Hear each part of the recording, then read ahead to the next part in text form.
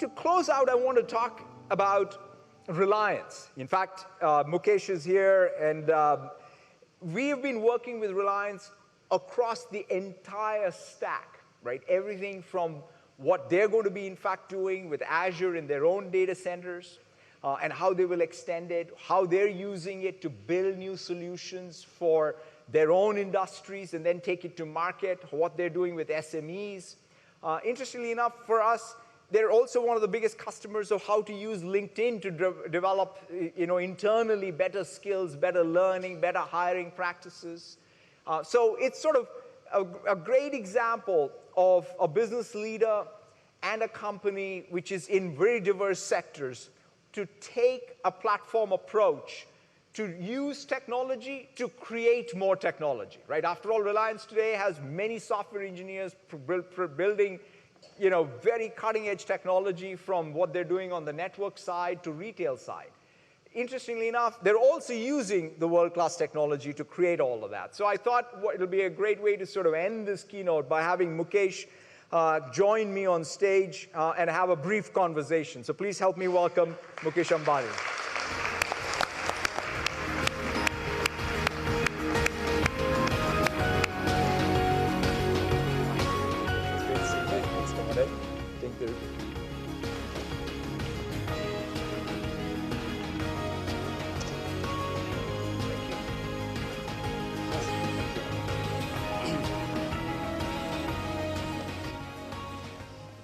So Mukesh, I thought perhaps we can start. I know I've heard you speak very passionately about just India's potential, and especially since we were having the conversation about what can the next 10 years represent.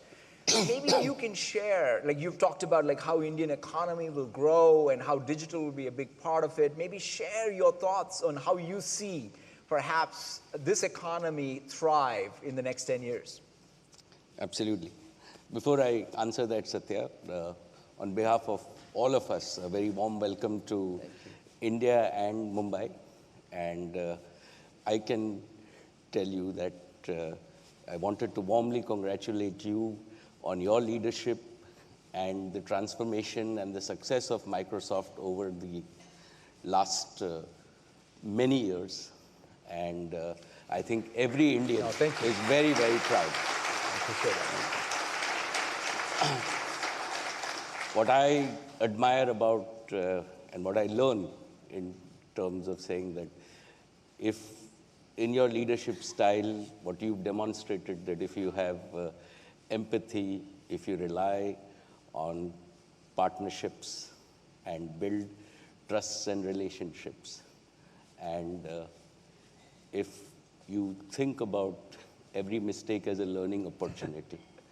And if you believe that it's not products or profit, but really people and their continuous reinvention of capability, that's the strength of the organization. I think all of us in India Inc. are inspired, and thank you for all your leadership. Personally, I am very committed. And I'm very privileged, Satya, that you have committed to India on a scale that I never anticipated that a multinational will. And we are very excited about the partnership that Jio and Microsoft will have. And I think that that will be, as we look at this decade, will be a defining partnership. So Thank you for your commitment to India. Absolutely. Thank you. Now, let me answer your question. I think that, as we are speaking, President Trump has arrived in Ahmedabad, and the India that he will see in 2020 is very different from the India that either President Carter saw or Clinton saw when he came in, or even Obama, right? We are having millions of people on the street, each one of them having their own personal experience with their phones, and the network strong enough. And I think, like I can easily say that the mobile networks in India now are better or at par with anybody else in the world. And that's the amazing. big change. When he reaches the stadium, right, and you talked about stadium, the infrastructure in that stadium in terms of digital is better than any other place in the world. So that is the India as we start in 2020. If you then even think about your own journey and think about 1992 when you joined Microsoft, right? India was $300 billion. Today, India is $3 trillion. And fundamentally, right, this whole progress, right, in a certain way has happened on the back of technology. In the early days, it was Rajesh's TCS, Infosys, and all of them who drove technology in India. And that really kick-started with with all the economic reforms, kick-started this whole growth paradigm.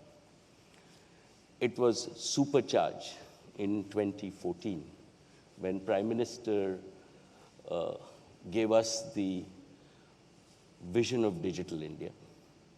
And if you then see what followed, and I was again privileged to play a very small role in it in terms of with the launch of Jio. And just to share with you and the audience, pre-Jio, right, we had 256 kbps, which we called broadband in India. And post-Jio, we now have 21 Mbps on mobile data as the average speed available in every single village in India. That's amazing. Pre-Jio, price of data in this country was between 300 and 500 rupees. And for the poorest of poor, right, who used 2G, the price was as high as 10,000 rupees a GB.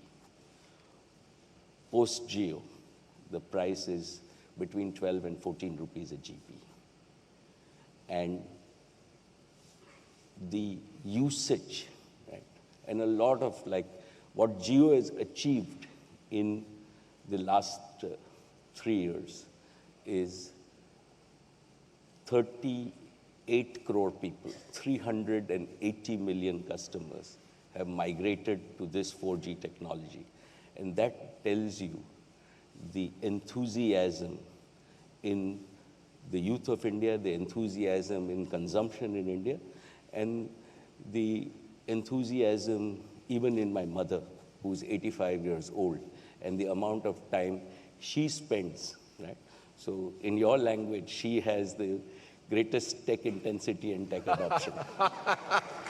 So I think that's really what has happened. So consumption has also gone up, and this has really become a people's movement.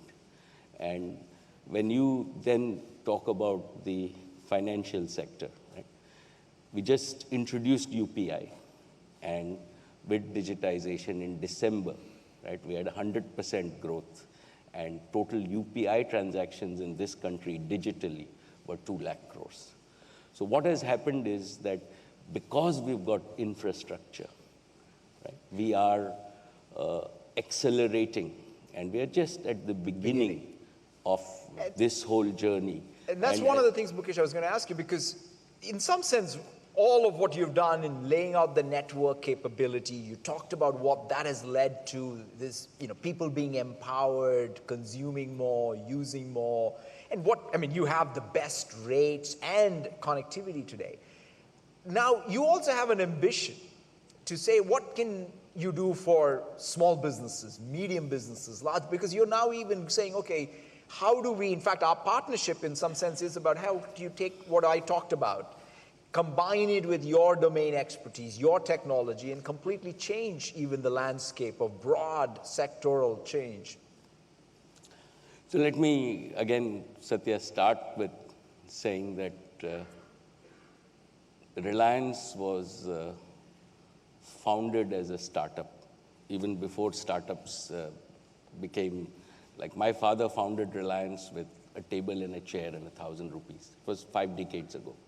It then became a micro industry, then it became a small industry, medium. Today, you can consider us large. Right?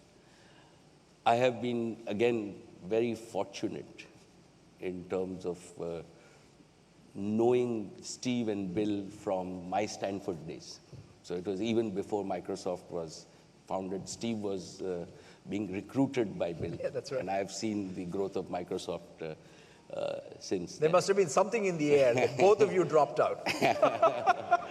And why I'm saying this is fundamentally to just drive the point that every small business and entrepreneur, right, has the potential in India to become a Dhirubhai Ambani or a Bill Gates.